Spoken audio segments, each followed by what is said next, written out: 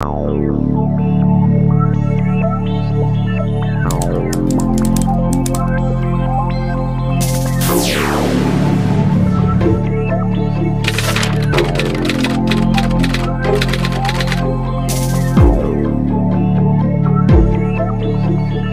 everyone, welcome back to my channel, or welcome to my channel. If you're new here, I hope you're all doing so well. Welcome back to another true crime and makeup episode.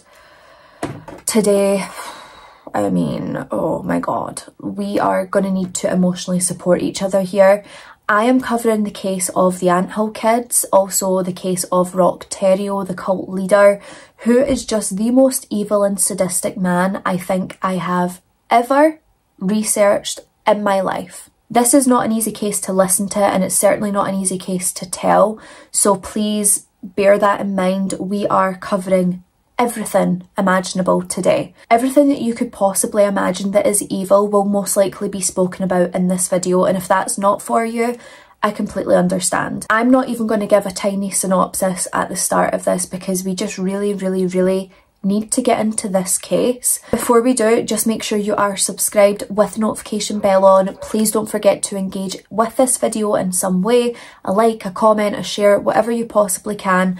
Because of the things that we're discussing today, I just know that YouTube, the algorithm is going to play me because they're not going to like some of the words and phrases I have to say today. So if you can support this channel in some way, that would mean the world. But without any further rambling and any further ado, let's get into the case of Rock Terrio and his cult, the Anthill kids. Before I even get into this, can we just talk about the fact that a lot of cult leaders seem to have the same look? Like Rock Terrio, Charles Manson, it's giving brothers. Also, very quickly, not naked.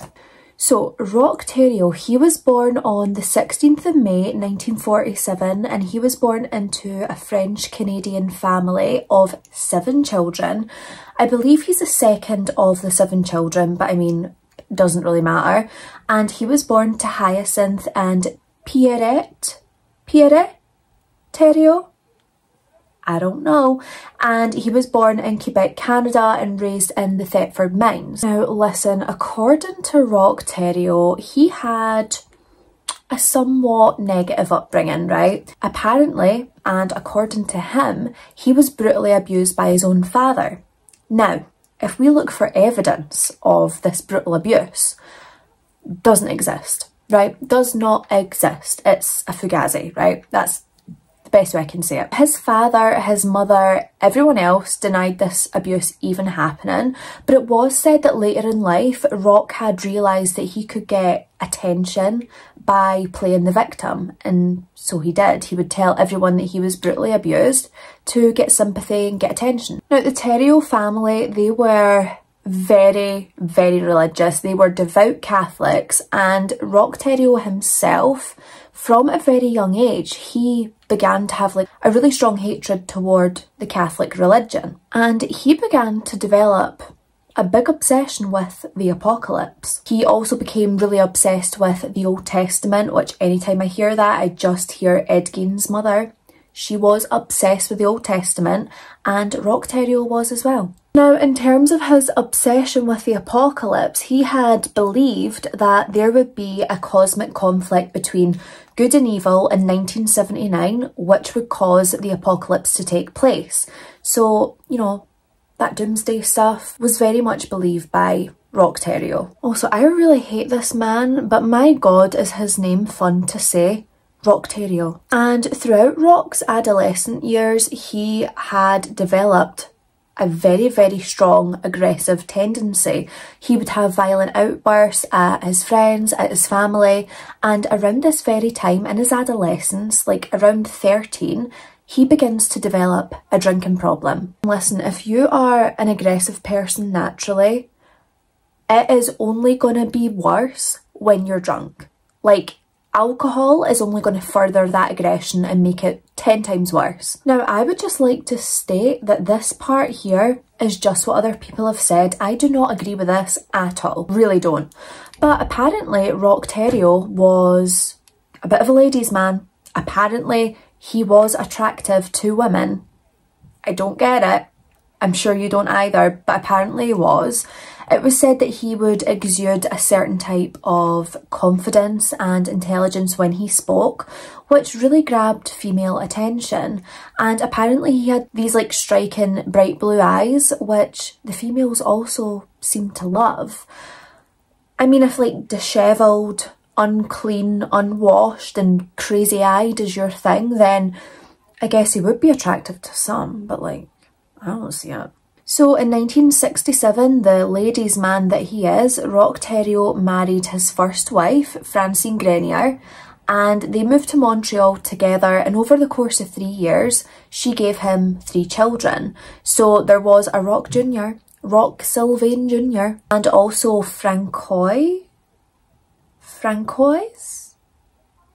I'm not good with French, okay, so I'm not sure what his name was. Shoulda googled it, didn't, shoulda, woulda, coulda, regrets. Now, during this time, Roch had developed some really serious stomach ulcers, which would cause excruciating pain for him, and I can, you know, sympathise. That would be rubbish, that would be sore, that would be stressful, I get that. I mean, these ulcers were so bad that he did wind up having to be operated on to try and alleviate the pain that he was feeling, and he would have later complications from the surgery, so the pain would just be pretty persistent for him. Now, due to the persistent pain and discomfort that Roch Thériault faced throughout his life, he would become increasingly irritable from the pain, and he started to develop an obsession with like medicine and the anatomy, which is an instrumental part of this case, so please bear that in mind. He also developed an obsession with mines and mining and also woodworking, which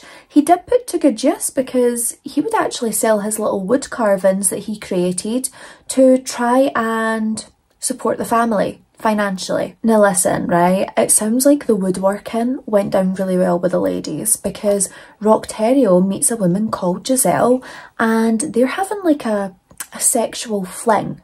Now, when Francine found out about this, she divorced Roch immediately. And like, good for you, Francine. Don't put up with any crap. Now, due to Thériault's intense hatred for the Catholic religion, he had converted over to the Seventh-day Adventist Church, and he would wind up being their most devoted follower. I mean, he would live by all their rules, including their nutritional restrictions that they had in place, which meant no alcohol.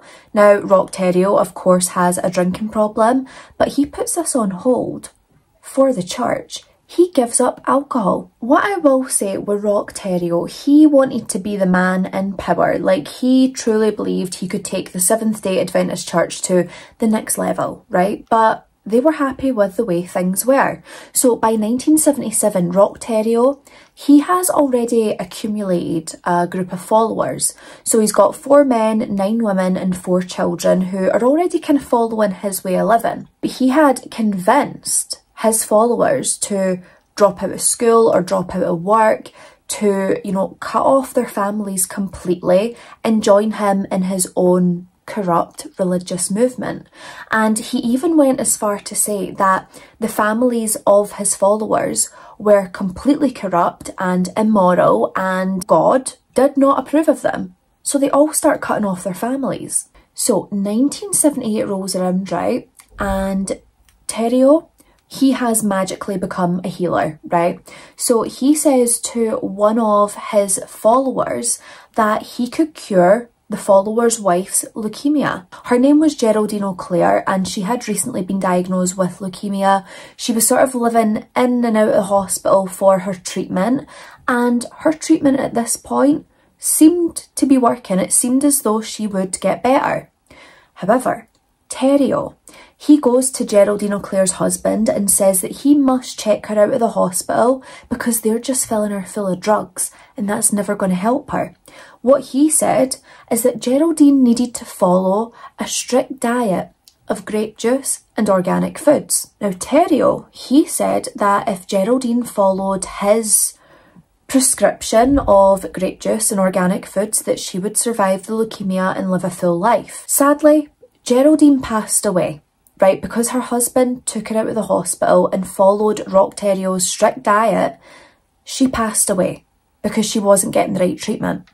Now, the followers are kind of like, didn't you just say that like you could heal Geraldine and, you know, now Geraldine's not here? Make it make sense. And Rock Terrio had said to them, you know, when God wants people, he takes them. It was Geraldine's time. Was it though? Because I don't think it was. Now, Rock Terrio's time in the Seventh-day Adventist Church, as you can imagine, was very short-lived. People found him to be arrogant, ignorant. He was so full of his own self-importance, and of course he was basically demanding that he be the leader of the church, that he would be the best guy for the job. Now, this didn't go down well with the church because they were quite happy with the way things were running. So in 1978, Rock Terrio was actually voted out of the Seventh-day Adventist Church. Now, although he was voted out, his followers that he had already accumulated, they decided that they were going to leave with Rock. I mean, after all, they've given up their entire lives for this man, so they're not about to watch him walk out the door and they're left with nothing. So they go with him. But apparently Terrio, his original idea for the commune that he would later build was for it to be free thinking. His followers could listen to his valuable teachings because everything that he says is like gold dust apparently, and they could all live as equals, which they wouldn't. Now Terrio, he started to give his followers new names, right? He rechristens them with biblical names, so completely stripping them of their former identity of who they were before they met him. Now, him himself, Terrio, gives himself the name Moses, and then he self-declares himself a prophet. Yeah, one of those. He's a prophet now, okay?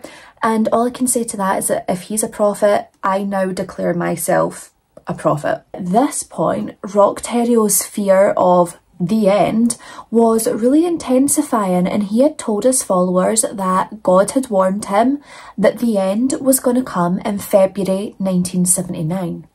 Scary stuff, right? Well, it would be if it was true, but it's not. Now, Terrio, he believed that him and his followers really had to prepare for the end that's coming. That's not really coming, but you know. So he moves himself and his cult to a hiking mountainside place, and this was called Eternal Hope, which apparently he named himself, but who knows. Now, he claimed that by being here, they could all be saved from, you know, the brutal end, and they could all live happily ever after. However, being here, this would mean that their entire contact with the outside world was completely cut off. They would have access to no one or no thing, just the way Terrio wanted it. Now, whilst the cult were at Eternal Mountain, Rock Terrio was obviously like, listen guys, like we need living spaces. We need, you know, somewhere to sleep, somewhere to eat, somewhere to rest. So we're going to have to, you know, really build a community here and really, you know, pull our weight, do our bit, and yeah, build a nice living space. So the group, they would build log cabins, they would fashion tents. They're out there breaking rocks, breaking a sweat. And Rock Terrio, he's sitting back, you know, taking a break, having a Kit Kat, just relaxing, watching over all these people who are working hard to make this mountainside livable. Now, whilst he's watching these people build and work together and, you know, trail things up the hill, he's like, oh, they look like an army of ants on a hill, working on an anthill. And this is when Rock Terrio decides to call his cult the Anthill Kids. Yeah. Not the nicest cult name I've heard, and honestly when I heard that I was like, is that some like indie rock band? Because it sounds like it could be the Anthill Kids. Now, do you remember February 1979, you know, the time of the end? Well, February 1979 comes and goes, and surprise, surprise, the end didn't come. They are still alive, the world is still running, there was no end. Now, obviously, the Anthill Kids at this point, they're like, whoa, whoa, whoa, whoa. Sir, you told us the end was coming. I have got sweat stains in my only top, in my tunic. And you're telling me the end never came? What's going on with that? So they're like, this is weird. Should we trust him? Why would he lie to us? They start questioning Terrio, which terrifies him. At this point, the Anthill Kids, they go and they question Terrio about the apocalypse that Didn't happen. Now, he said that the time on Earth and God's time, they weren't parallel, so there must have been a miscalculation. And at this point, he tells the Anthill kids that the end could come at any point. So they were living in fear with this guy. So they're all expecting the end to come one day, and of course it's not gonna. But yeah, there was a miscalculation between Earth and God. That's it. And like low-key, I'd be like, if you're so tight with God, Moses, go and just ask him. Like, ask him for a date and a time. I'm sure he'll give you if yous are like, you know, so pally. Now, at this point, because Terrio feels like his credibility and reliance has been called into question, he decides that he needs to devise a plan to keep his followers devoted to him. So he basically decides that he's going to marry himself off with each of the women here. That was God's plan.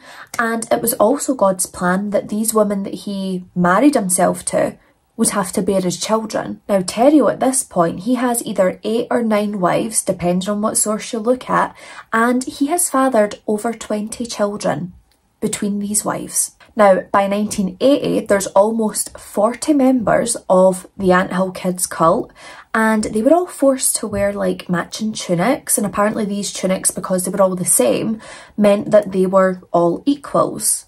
Apart from Terrio, of course, he is, you know, Bruce Almighty. But they had to wear these like tunics, which, like, what if it didn't compliment my figure?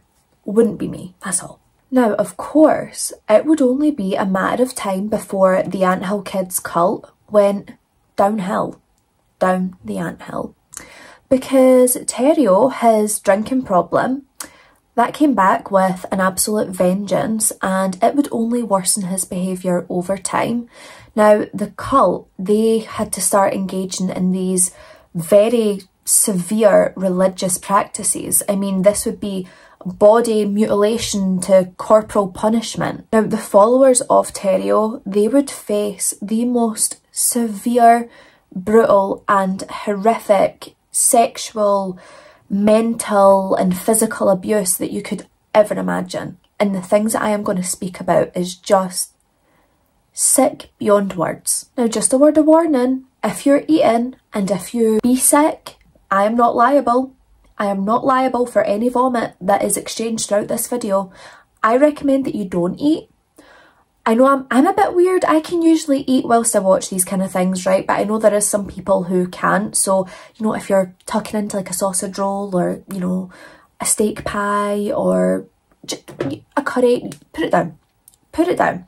Or finish it and then continue the video, or put it in the microwave, come back, finish the video, then go back and reheat it and eat it, because I just don't recommend it right now. Like, just to give you a couple of examples before we really get into the heavy stuff of this case, like, Rock Terrio would cut off their fingers with wire cutters, he would burn them with welding torches, he rationed their food so severely, like they were all starving, and if any of them had said, you know, like, I'm hungry, I need more food, he would just ration them further and also subject them to physical abuse. Like, this man is one of the most awful people I have ever researched, read about, watched a documentary on. He is the worst of the worst. Now, members of the cult, they weren't actually allowed to speak to each other or engage with each other unless Terrio himself was present. None of them were allowed to have sex with each other unless they had the permission from Terrio. And like, none of the members seemed to call into question Terrio's actions, judgment, punishment. None of the members complained about him. And like, they were suffering severe emotional and physical damage, and they were so under his spell that they never questioned him once. Now, I will say he was known to be like really charismatic, but I mean, all cult leaders are charismatic until they're not anymore. Now, if Terrio had even the slightest idea that someone might be wanting to leave the cult or turn against him, you know, without them even saying, he would inflict punishment on them as a warning and a lesson to themselves and others of what would happen if they tried to leave the cult. Now remember, he's saying that like he gets his information from God, right? So what he would do is, if people in the cult were like talking or they were doing something, Terrio would be spying on them, right? So they're just chatting away and he's like, watching them. And then what he would do when he confronted them, he'd be like, God told me you were up to no good. I know that you done XYZ or said XYZ, when really he's just been spying on them behind a tree. Now, if someone did just, you know, be outright and honest and say, listen, I do want to leave, he would attack them with either a belt or a hammer. He would suspend them from the ceiling and pluck out their hairs one by one. Sometimes he would even defecate on his followers. Yeah.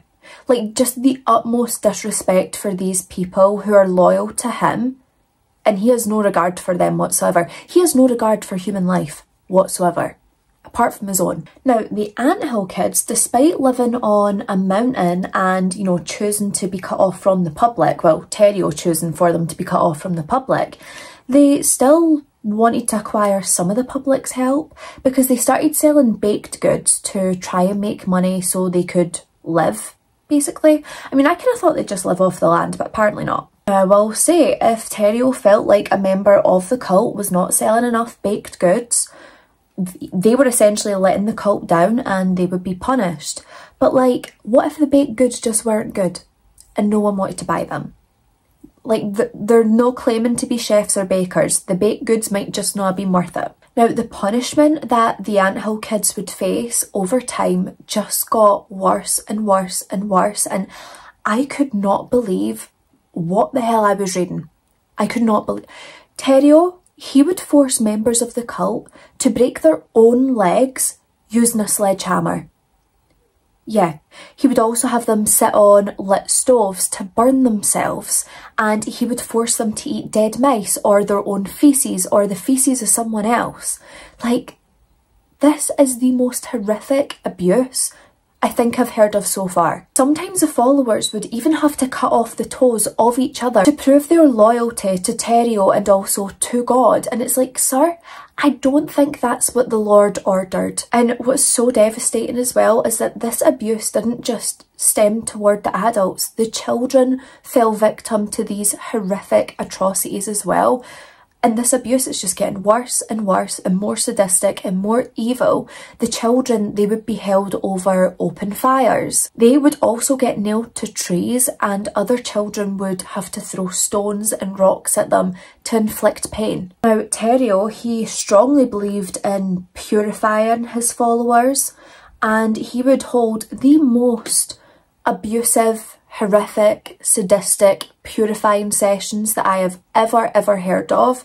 He would make his followers strip completely naked, not a stitch of clothing on, and he would beat them like within inches of their life. Now, I'm sure we're all familiar with the Jonestown Massacre, and when this had taken place in 1978, Theriot tried to say that he had a vision of this the year before, like he knew this was going to take place.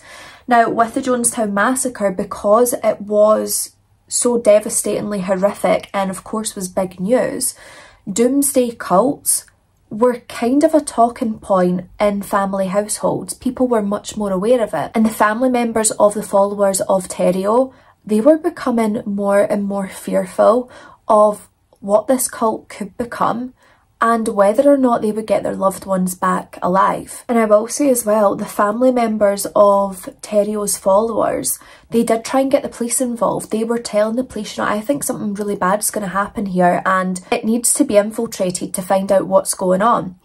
At this point, the police, they were kind of aware of the Anthill kids, the cult, the sort of practices that they believed in. But at this point, they could not do anything because when they tried to speak to Theriot's followers, they wouldn't talk. They were loyal to him. They were brainwashed by him. Now, at this point, Dr. Moses enters the chat, right? Theriot believes that he has special healing powers and that because his knowledge of the anatomy, remember I said he was obsessed with the anatomy, it's all coming into play now, he believed that he could perform unnecessary surgical procedures on sick members of the cult, you know, those who were unwell or, you know, had a few medical difficulties. He was, you know, taking their fate into his hands. Now, when Theriault was going to perform these medical procedures on the members of the cult, he would inject them with a 94% ethanol solution, which is like an alcohol solution. He would inject that into their stomachs to perform these surgeries. Now, he would even circumcise members of the cult, and this was adults and children. I only can apologise for what I'm going to describe right now, but I think it's so important that I do. In 1981, a 2-year-old boy was having trouble urinating, right? So he was crying a lot, he was in a lot of pain, and Theriault, he decides that the best way to alleviate this and, you know, get him to urinate was to slice open his genitals. Now, this left him in further agonising pain, of course, and because of this, the little boy would cry constantly. Now, Theriault hated this, and I don't know whether he hated this because it looked as though his medical procedure hadn't worked.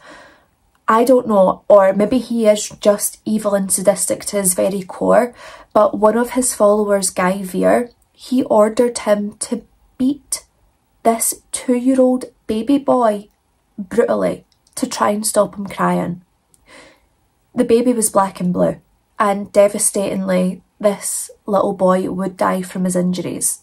Now, Theriault starts to panic, and he decides that the best way to cover up the death of this little baby boy, whose name's Samuel, by the way, they decide that they're going to burn Samuel's body. Now, at this point, because his plan didn't go to plan, he decides that he needs someone to blame for 2-year-old Samuel's death. So he decides that he's going to pin the blame on Guy Vere, the same evil monster who bet the young boy. Now, Theriault, he decides to hold a trial with his wives acting as the jury, and he comes to the conclusion that the best port of call here is to castrate Guy Vere.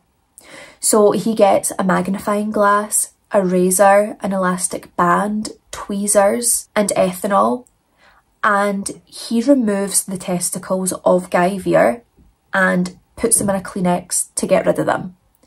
Now, Guy Vere, his scrotum bled for a week straight, and the medicine that he was prescribed by Theriault was a salt water compress every 20 minutes, and unbelievably, Guy Vere survived this. How?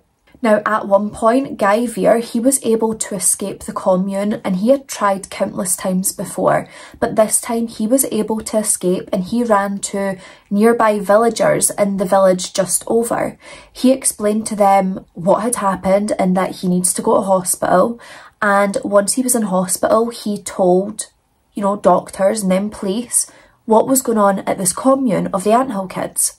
Now, police did raid the commune and they arrested Theriault and also Samuel's parents because, you know, they had allowed this to happen to their child. Now, the social workers, they removed between 14 to 17 children, and these children were placed into foster homes, and I hope and pray that those children were able to move on and live a somewhat normal life after everything that they were subjected to. I just hope and pray that they were able to, you know, find a happy home and live a normal childhood as much as they possibly could, because I just can't believe what they actually had to go through. Now, when the police were raiding the commune, they did also find the charred body of baby Samuel, and at this point it was Theriault and 8 others that would be arrested. They would be charged with criminal negligence causing bodily harm, which is just not enough because they've basically they've murdered this baby boy. Now, most of them received probation or very small sentences, and Theriault, he only received 2 years in prison. A slap on the wrist. Now, Theriault's followers, they remained faithful and loyal to him. They lived between 4 apartments close to the prison that he was incarcerated in, and as soon as he was released from prison, they all went back to live in the bush in Somerville Township, Burnt River. Now, shockingly, somehow Theriault at this point becomes even more brutal and even more violent than before, if that's even possible. Anytime he was drunk is when he would want to start playing doctor again and believe that he could heal people and carry out all these medical acts. And one evening he placed a rubber band around the scrotum of one of his followers, which caused one of his testicles to swell up to the size of an orange. After 8 hours, Theriault decided to remove his testicle and cauterise the wound with a hot iron. Like, there was no rhyme or reason for this. He's removed the testicle of an injury that he caused. Now, one of Theriault's many wives, Gabrielle Lavallee, she had a baby with Theriault. This was Eliezer Lavallee, and she decided to one day leave the newborn baby out in the freezing temperature because she believed that this baby freezing to death and dying would be a lot better than having to face the abuse that the baby was already facing. So Gabrielle had decided that she had to leave her child in the freezing cold temperatures for a number of hours until the baby died. Now, in 1988, another one of Theriault's own wives, her name was Solange Boillard. Now, she had been complaining about excruciating stomach pain that she was going through, and of course Theriault decides that he's going to operate, he's going to try and fix her. He gets Solange to lay down on a table completely naked.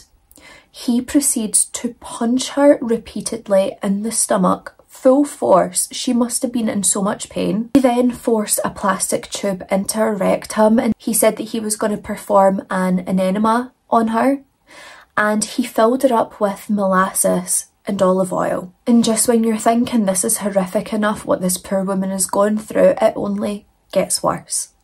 He then decides to cut open her abdomen, and he tears out part of her intestines with his bare hands, and also orders some of his followers to do the same. Now, Gabrielle Lavallee, who we have already spoken about, she had to stitch up Solange's wound with a needle and thread. He had some of the other women within the cult put a plastic tube down Solange's throat and blow into it. Now, Theriault at this point claims that he has the powers of resurrection and decides that he is going to resurrect Solange. What he does, him and other male followers saw the cap of her skull off, and he proceeds to have the cult members ejaculate into this open cavity, and then Theriault himself ejaculates into the open cavity. Totally just disrespecting her body, even in death. Now, if that's not bad enough, they also removed her uterus, and when Theriault couldn't bring Solange back to life like he said it must have been her time. So he snapped off one of her rib bones and then wore that around his neck as a souvenir. Now, Gabrielle Lavallee, she was someone who suffered greatly at the hands of Theriault. You know, horrific what all these people had to go through, and Gabrielle was no different. She had suffered welding torch burns to her genitals. She had a hypodermic needle snapped off in her back, and one time when she was complaining of really bad toothache, Theriault ripped her teeth out with pliers. Like, I cannot believe I'm saying this. Later that night, he had chased Gabrielle Lavallee around with a knife, and when he caught up with her, he proceeded to cut the tendon in one of her hands. Now, Gabrielle, she attempted to escape the commune and she was dragged right back by Theriault. She was not able to escape. He cut off parts of her breast and then proceeded to cut off one of her fingers with wire cutters. In July of 1989, Theriault had impaled Gabrielle Lavallee's hand to the kitchen table using a hunting knife. He then took a cleaver and amputated her arm. And to make matters worse, he left her to bleed out on the kitchen floor overnight. She was in so much pain, she was screaming in agony, and no one would help her. The next morning, when Theriault decided that she was allowed to be helped, he ordered one of the wives to stitch up her wound. Then, thankfully, by the grace of God, on August the 16th, Gabrielle Lavallee was able to escape the commune. She hitchhiked all the way to a hospital, and this is where she finally unveiled the atrocities that were happening in the Anthill Kid cult. Canadian law enforcement right away, they launched a manhunt for what would be considered one of Canada's most notorious criminals of all time. Now at this point, Rock Theriault conveniently has went into hiding, but he couldn't hide for very long. He would eventually be caught and arrested on charges of assault and manslaughter. Now, Rock Theriault, he would plead guilty to second-degree murder, which is just like baffling to me. He should have so many counts of first-degree murder, grievous bodily harm, like to name a few, right? But he was sentenced to life in prison. So he's spending life in prison. He was not a model prisoner by any means, and he was actually very disliked whilst he was in prison. And on February the 26th, 2011, at the age of 63, Rock Theriault would be stabbed to death near his cell by a convicted murderer. This convicted murderer was Matthew Gerard MacDonald, and he was also serving life in prison. He brutally stabbed Theriault to death. He went up to a guard and handed him the knife, and this is what he said: "That piece of SHIT is down on the range. Here's the knife. I've sliced him up." Now, Matthew Gerard MacDonald, he was not given any extra time for his murder of Theriault, which is crazy to me. I don't know if it's like Canadian law. Any other place, I mean, you would be, you know, your sentence would be hefty after that. But he didn't get any extra time. And honestly, good. I get the feeling that the warden and the guards would have wanted Theriault dead as much as Matthew MacDonald did. Now, just finally, I do want to remember the victims of Rock Theriault, not just those that lost their lives, but also those who were mentally, physically, sexually abused by this horrific, awful man. And I can only hope that once the Anthill Kid cult dissolved, that all of his followers got the help that they so desperately needed, psychological, medical help.